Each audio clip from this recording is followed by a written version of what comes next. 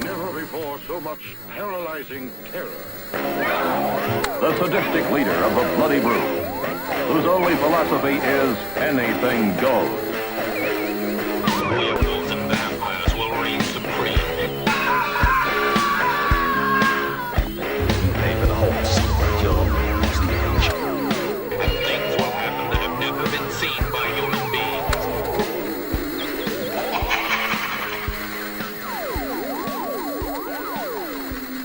Welcome, Weirdos, to the inaugural episode of Weirdwide.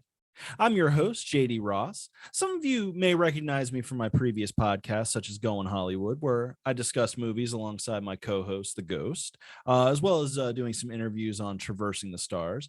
So I am definitely much more accustomed to having a partner to riff off of. So this is definitely a little bit of an adjustment for me. But I decided that I wanted this show to have a bit of a different vibe to it than any of the previous shows that I've been a part of, and also to tackle a different kind of subject matter. So let's start with answering the question, what the hell even is Weirdwide? Well, as much as I enjoy breaking down movies and entertainment, I also love deep diving into the strange, the macabre, the off-putting, the creepy, the interesting, the unusual, the weird. And that's what Weirdwide is all about. I didn't want to back myself into a corner where I had to keep my podcast on a particular topic. I wanted to be able to explore all the strange and unusual this world has to offer and take you on that ride with me. Now, here and there, I will have guests along the way. You'll definitely see the Ghost pop up here and there. Him and I have already planned out a couple different episode ideas together. Looking forward to that. Definitely gonna have some guests, gonna have some weird stuff. Looking for other guests too. So maybe a couple mystery guests here and there. But I imagine you're thinking, how do you even define weird? And that's a great question. And you just earned yourself some points for thinking that. So see, we're already off to a great start. Go us. See, the best part is that everybody has a different idea of what weird actually is. And that allows us to take even more journeys into the strange that this planet, dimension, reality, whatever the fuck we are has to offer. Now, of course, we're going to be looking at some obvious things, murderers, the paranormal, odd events in history, but also maybe, touch on some subjects that maybe you never even gave a second thought to. Weird jobs, strange ways that people decide to live their lives, oddness in music. The list is virtually endless. So I also want to hear from you about what kind of other weird madness you want me to cover. I'm just the voice of this funny farm. So I want to turn this into a community of weirdness. So stand up and be counted. Let your voice be heard. Shoot me an email at weirdwidepodcast@gmail.com. Tell me what you want to hear. Tell me what you love. Tell me what you hate. Tell me your deepest, darkest, innermost secrets. At some point, I'll also be putting a Facebook community together. Definitely, throw around some strange memes, a little bit of story, some odd shit, different things that, we can just really build a weird community around. Now, without further ado, let's get weird. And I thought, what better way to bust this madhouse wide open than to talk about one of my favorite subjects in the realm of weirdness. So today we're going to be talking about aliens, specifically First Contact. Stories of alien creatures from beyond the heavens have permeated our culture for decades, finding their way into comic books, TV shows, movies, even music. And they're iconic in the pantheon of cryptids and unexplainable monsters that run rampant through our imaginations. And for some people, they're very reality. But what would really happen if the skies started to get crowded or a single flying saucer landed on the White House lawn? Is there actually a plan in place to handle such an event, locally or globally? That's something we don't often consider in this kind of scenario. Internationally, we can't even really work together under normal circumstances. So if you add ETs to the mix, you've got a recipe for instability. So today we're going to look at some of what I turned up as far as what those possibilities might hold. Now, before we jump in and really get into the meat of it, I really feel like we need to kind of briefly look over some of the common types of aliens that we've had reported encounters with. This is by no means an exhaustive list. I'm going to go over just a few. Just a few, just to kind of get a little bit of insight into some of the different types of aliens. There's definitely more for sure. But let's start with a couple different types of aliens. So I'm going to be going over 3 different reported alien species. First, we're going to be looking at the Nordics. So the Nordics are they're tall aliens from I think Pleiades. I don't know. I'm not sure how to pronounce it. It's a Pleides. Pleiades. Someone at home speaks Greek or Roman, whatever the fuck that is. Let me know. So they're often described as like 6 to 7 feet tall, golden hair, blue eyes. So think like uber Aryan looking alien motherfuckers, right? So for most reports, they often come off as like the galactic hippies. So they're not usually as associated with hostility. They're more often associated with spiritual growth, often associated with giving humans messages of peace. Sometimes you'll find them in astral projection stories, often with grim warnings about eliminating humanity's nuclear supply, which, lately is topical. I'm hoping that as I record this, because I am recording some of these episodes ahead of time, that the world hasn't fallen prey to nuclear disaster. But, it's also one of those things where I won't be surprised any day if I see the mushroom cloud in the sky. Now, speaking of fire in the sky, the movie Fire in the Sky, which actually, if you're not familiar with it, I really recommend checking it out. It's based on the book The Walton Experience by Travis Walton. In the movie, they definitely Hollywooded it up a little bit. It was more focused on the Greys, which were actually, in the movie, they were shown to be like suits, and there was like an actual alien underneath the suit. But they abducted Travis Walton. And they took him onto their ship, did a bunch of shit to him. Movie's great.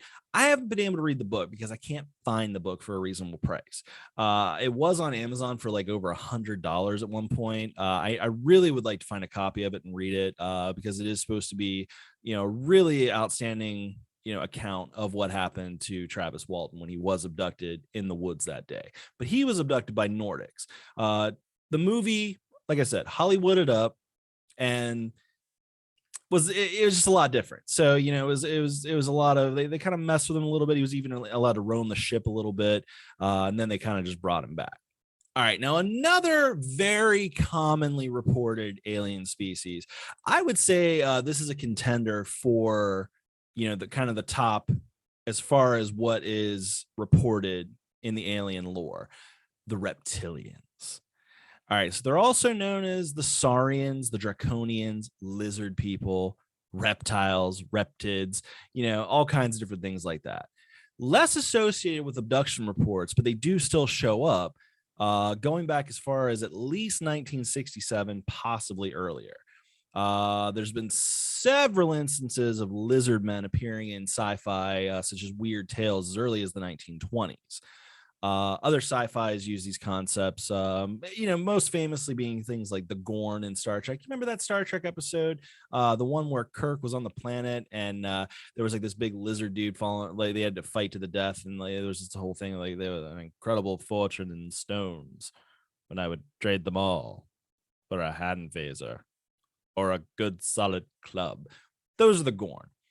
Now, one of the people that really popularized the idea of the reptilians is Supreme Wackadoodle. I know I do see the irony in someone like me who is starting a podcast on the subject of aliens, calling anybody else a wackadoodle. That's fair. I'll give you that. But David Icke, that dude's off his fucking rocker. Generally associated, like I said, with popularizing the concept on the more mainstream scale going into the new millennium, into the 21st century. So he's the one that kind of got the idea in the zeitgeist of shape-shifting like reptilian humanoids from the Alpha Draconis system that now live on Earth in secret underground bunkers such as Dulce Base and have infiltrated most or all of the world governments disguised as humans. Dulce Base at some point I would like to cover. That's a whole super interesting thing, whether it's real, whether it's just made up nonsense. But this is like, these are the type of people that like, anybody who's ever talked about like the lizard Illuminati, like the lizards, like, the lizard people. If you watch, there's 1,000 YouTube videos of like, every single president, like if you watch real quick, like their eyes shift real quick, and they're all creepy. And they apparently feed on strife, human suffering. Which, it kind of makes sense. I mean, it's like one of those things where it's like, on some level, it explains why it just seems like politicians just fuck shit up more and more often.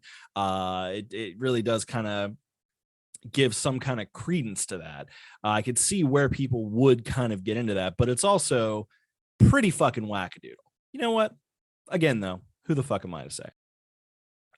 It also really hasn't been helped that this kind of thing does seem to be dismissed by a lot of politicians. So back in 2011, Louis C.K., which, he is who he is, but he asked Donald Rumsfeld in an interview on the Opie and Anthony show if he and Dick Cheney were lizard men, and Rumsfeld refused to answer. Which, okay, on some level, again, I'm gonna bring logic into this here. Donald Rumsfeld is, he was a career politician.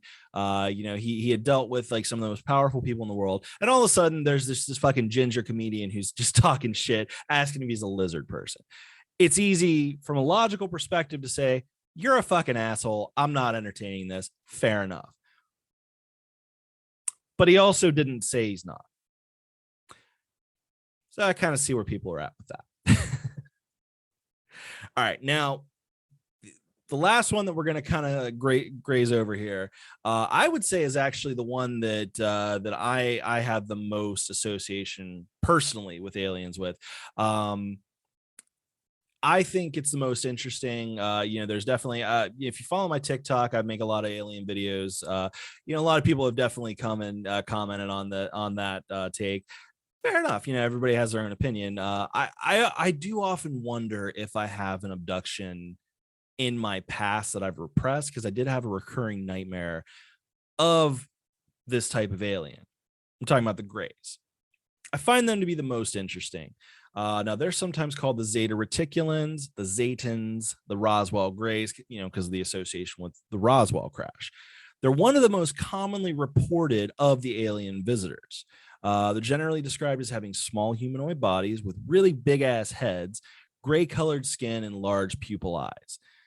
Now, what popularized them in the zeitgeist of society was the 1960s account by Betty and Barney Hill when they were, supposedly abducted.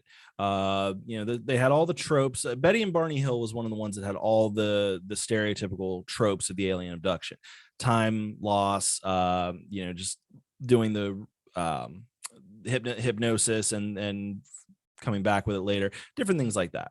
Now, association with the Zeta Reticuli star system, what, like I said, was from the hypnosis session where Betty was shown a star map drawn by somebody named Marjorie Fish. Again, at some point, we'll look into all this on their own specific episodes. We're doing full just gloss overs like at the moment of these different ones right now. Now, what's weird about them, and I do find this to be one of the more interesting aspects, is they do often seem to be associated with human reproduction, often taking eggs or sperm and doing reproductive experimentation and alien-human hybrid combinations. Some reports even exist of women experiencing ongoing abductions of even carrying a hybrid during an actual pregnancy to term and having the hybrid child surgically removed. There's also been some reports in, different abduction, scenarios where they've been asked to hold the baby and even been studied, kind of like the mother-infant relationship before being returned to Earth. There's a lot of theories out there. I think one of the most popular being that, the Greys, there's being a pantheon of different alien species, or one that have a hard time or have lost the ability to reproduce on their own, and so they're looking at basically using humanity as some form of reproduction through a human alien hybrid scenario. And like I said, there's other types. There's the tall whites. Again, they have to have their own episode. There's been a lot of weird reports of deals with U.S. officials and presidents, even and even like weird gambling scenarios of with tall whites in Las Vegas, different things like that. So those are a few of the different aliens that are most commonly reported. Now let's look into basically the actual plan if we were to meet any of these species. So there's a few organizations on Earth, obviously. One such called SETI, which literally stands for the Search for Extraterrestrial Intelligence, that actively seek verifiable proof of alien intelligence by monitoring signals and transmissions in space. If you're a longtime listener of some of my different shenanigans, you can actually go back to Go on Hollywood episode where the Ghost and I actually had the pleasure of interviewing senior astronomer of SETI, Dr. Seth Shostak. And he's spoken publicly about the protocols that are in place, at least from SETI's perspective. Now, in a different interview with Shostak in 2016, he laid out what SETI's plan is, at least, like I said, from his own perspective. In the 90s, Shostak was the chair of a committee that put together what came to be known as the post-detection protocols, specifically for researchers who were watching the skies for proof of alien intelligence. Now, this wasn't for how we'd react at the governmental level. This part was literally only for scientists and researchers. This part was Shostak is actually pretty hilarious, though, because I feel like even just reading the interview, you could tell that he has absolutely no faith in the people that are in charge of the response. He said the protocols set in place by the powers that be are as follows. If you pick up a signal, check it out, tell everybody. Don't broadcast any replies without international consultation, whatever that means, end quote. So basically, you've got this award-winning astronomer who has forgotten more about science than the average person knows. And he's dealing with this half-witted government suit showing up that basically tells him, okay, so definitely you're going to want to look into it. Yeah, we were going to. And make sure to tell people. Don't just go keep a cool news to yourself. Whatever basement your lab is in, we're all going to want to hear about this, and probably pretty soon after it happens. Peer review. Yeah, that's pretty common practice. And whatever you do not call them back without talking to us first. Do not phone home. I mean, I just feel like at that point, Shostak had to have been so irritated. Like, the fuck do you think we were going to do? Like, we were just going to reach out to some alien intelligence ourselves? Like, you think we have some message that we've been just sitting on, just waiting to call Alf? No, you fucking moron. You deal with that shit. None of us get paid enough to talk to them. Now, the weird thing is, beyond that whole situation, which actually did reach the United Nations, isn't even really an official thing. Because that was about as far as the whole situation went, is basically a random dusty file on some random UN member shelf. The government isn't really involved with SETI, so they don't really have any real say in how they operate, or even really seem to care when they're having a busy day. So back in 1997, there was a false alarm at SETI. Shostak described the situation as looking promising for the day, and they thought they'd found a real signal, and it didn't come up as important at all for the government. Shostak said he was waiting for all the classic movie moments, call from the Pentagon, menacing government agents showing up. None of that happened. I feel like that would piss me off. If your job is to find aliens, like your entire job is to find aliens, and you think you might have found them, real deal, holy shit, this is happening. Dude, they probably worked through lunch that day. They were so excited. And the government didn't even bother to call. Hell, they didn't even email him. And weird timing is 1997. I got a little lost in my research here. Was the year that email actually really did start to gain traction. Hotmail started offering free service the year before. And in 1997, 10 million users around the world were actively using email. So the Bill Clinton sex scandal didn't even break until 1998, the next year. So Bill had no excuse not to email these people and see what was going on with that big, possible real signal they found. Until 2022, there hadn't really been any official discussion on the topic with Congress that we know of officially. Even with the government declassifying thousands of UFO documents in 2021, there doesn't seem to be any official talk on the subject since the 70s. So it seems like the government won't officially respond until there are little green men just plopping down in everybody's neighborhood, which, on some level does make sense. In fairness, 1997, it did turn out to be a false alarm. There was a lot going on in 1997. I'll give you that too. Princess Diana died. The Heaven's Gate cult, they committed mass suicide. The stock market crashed. Hell, Mike Tyson bit off Evander Holyfield's ear. Titanic came out that year. It broke box office records, one of the top grossing films of all time. Leonardo DiCaprio was already a success, but this drove his name into the face, into the collective consciousness of the entire fucking planet. It made the world excited about a historical event. There was even a museum in my hometown that did this exhibit where you drew a name of an actual person on the Titanic, and at the end of the exhibit, you get to see if you survived. I totally did, by the way. I was Fifth Officer Harold Lowe. Not only did he survive, he helped quite a few people, survive it as well. So needless to say, I get it. There was a lot going on that year. Definitely got off track there. Definitely found myself, like I said, in a little bit of a research black hole looking into 1997. Now I really want to rewatch Titanic. Back to how the government would handle shit. Now, because they don't just outright say what they're going to do, a lot of this is pretty difficult to verify. Some is rumor, some is hearsay. But there supposedly exists a 7-step plan called the 7 phases of contact. I just feel like this was left up to some Wall Street bro type who felt that it needed like a slick sales kind of thing. You know what I mean? I've worked in sales. This is all theoretical shit. It works great on paper, but the moment things really start to pop off, it all goes off the rails. Some crap you didn't plan for almost immediately happens. But I digress. From what I can find online from different sources, like I said, unfortunately cannot verify. Here is the 7-step plan the U.S. government will employ if and when aliens make themselves known. Number 1, research remotely. So the first part of this brilliant plan is do clandestine research on the species. The early stages of this really seem to rest on the idea of us finding them, which is great if we're the ones that show up, which would theoretically make us the aliens, I would actually say. We would use our technology to attempt to gather as much information on them as possible, what they look like, sound like, what their society's like, et cetera, et cetera. Again, this is all based on the assumption that we find them. So see what I mean? It's already going off the rails. Like, it doesn't account for them showing up. Number 2, galactic secret agents. All right, so step 2 is apparently where we visit the aliens secretly and attempt to infiltrate their society and learn about them up close.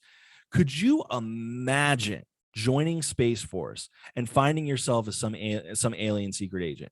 Shit like that has never been done. We have never tried to dress up like an alien species and walk among them.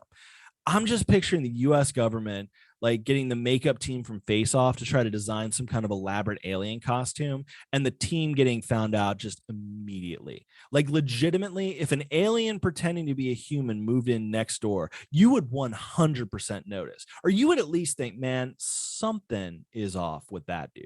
Now, of course, there are theories that aliens are already secretly walking among us as we speak. So maybe the ETs are already only on step 2. We're talking about an actual intelligent species. There would be some odd, minute details that would blow the whole thing. There's a song by Walter Becker, the guy from Steely Dan, on his solo album called Hat Too Flat. Great song, but like, I really want to know what kind of drugs Walt was on while he was writing this. It's about this advanced and enlightened alien race from a planet called Arcturus coming to Earth regularly and attempting the very step of just walking among us secretly, but getting found out because Arcturus has this weird fashion obsession with wearing their hats super flat. So they keep coming, they keep infiltrating, getting jobs, getting better at speaking the language, but they continue to be found out because the constant wearing of these super flat hats make everyone immediately leery of them. And for all their intelligence and advanced natures, they just can't put 2 and 2 together, and they keep giving themselves away. We would do some shit like that. Number 3, threat assessment. So this is where the obvious humans in disguise start really putting themselves out there because they'll start asking around about weaponry and technology. It kind of seems to me like this part should have been step 1. If you're even remotely researching a civilization, you could at least gauge their hostility, tech, weapons to some extent. With this, all I'm picturing is Star Trek 4 when Chekhov starts asking about the nuclear vessels. And he goes up to a cop and he went into the past, and then he goes up to a cop. Do you know where the naval base is in Alameda? It's where they keep the nuclear vessels. and he's Russian, and it's in the middle of the Cold War. Fucking hilarious. It just feels like if they weren't already found out, like miraculously didn't get found out up to this point, this is where they definitely do get caught. All right, number 4, long distance. This might be the first one that we could apply to them actually finding us. So once we're relatively sure that we could at least take them in a fight, we would attempt to make contact from afar. This isn't even the worst idea on paper. Try to phone home a little bit. This could also apply if they showed up in the sky one day. Try to radio them, try the visual signals. Here's the fucked up part of this 7-point plan. This is step 4. Like, we're pretty much halfway through, and this is the first one that maybe even considers them showing up first. Like I said, I don't think the government really thought this shit through at all. Number 5. All right. So if somehow we make it to step number 5, somehow we made it this far, which, like I said, I think this already would have gone hard off the rails by this point. But if somehow we manage to get to step number 5, it's abduction. This is where we for sure accidentally start an interstellar war. So after we've made ourselves known, this is where we abduct one of their species. I'm honestly convinced that we are the space orcs. That, like, the idea that sci-fi portrays human as weak and frail compared to the rest of the species out there, we may actually be bigger and stronger and vastly more aggressive than anybody else. So the Space Force agents manage not to get caught poking around their weapons and tech, and then they kidnap a random alien and take it back to Earth. So much to unpack here. For one thing, if you get caught here, you are for sure starting a war with an alien intelligence. But what about disease? What if the aliens have the COVID Andromeda strain and shit gets loose and kills all of us? Or even just the first impression, like, we managed to get through all the other steps. The first impression with an alien, with us, with an alien, contacting an alien race, is us getting caught trying to kidnap one of their people. You can't come back from that. You're starting the relationship off at negative trust. And even if these are super cool space hippies, even if these are the Nordics and they're totally cool with us, they don't fucking like us at this point. All right, number 6. This is where we let ourselves be seen. So again, this doesn't account for them landing. This is, again, assuming that we find them. Like, whoever put this together definitely had a shitload of confidence in our spacefaring abilities going forward. It just feels to me like even if we'd managed to put actual people on Mars that we know of, let alone start to have any plans for getting ourselves beyond the solar system, these fools are all over here thinking that we would find them. So this is basically where we show up and we say, hey, how's it going? Look at the Earthlings. Yeah. And number 7, finally, face to face. Somehow, if we made it to step 7, it's the open face-to-face contact. This is where we actually go shake hands with the alien president. This is where we ask them to take us to their leader. We are definitely the aliens in this scenario. I want to know who'd be the one to get to be the poster child for this. Like, honestly, I have such little faith in our leaders. I would not trust any of them to pull it off. For what it's worth, I know I've seen this online, but I vote Jack Black. I feel like he could do it right. I've seen that meme. I feel like I honestly think he could. I think he could pull it off. How do we not have a movie where Jack Black is the first one to make contact with aliens? That needs to be a thing. And if that happens, I want credit for the idea. I want an invite to the premiere, and I want to hang out with Jack Black for a bit. I feel like him and I would get along. So that's the U.S. That's the U.S. plan. It's a terrible plan. Basically, we don't have a fucking plan. Japan, they have a plan, which is basically if anything shows up in their airspace, they try to contact them. If that doesn't work, they start trying to shoot them down. The UK has a plan where they're basically just not going to tell the public, which in the 21st century will be all over social media within minutes. No matter where they land, that's going to spread like wildfire.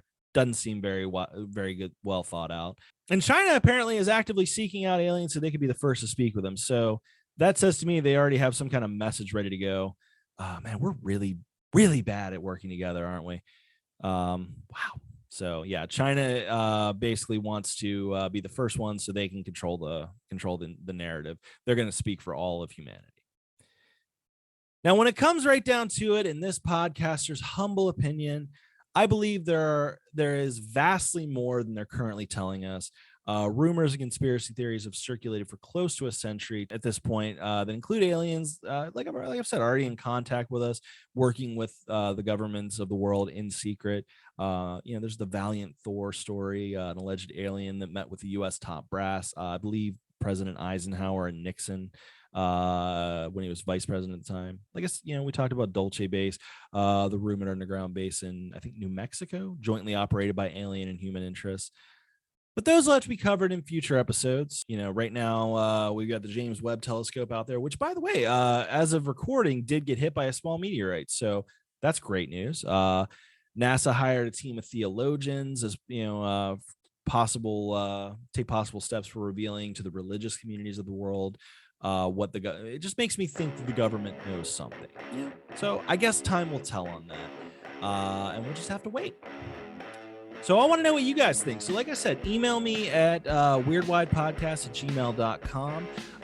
If you like what you're hearing, go on Apple Podcasts, give us a 5-star rating.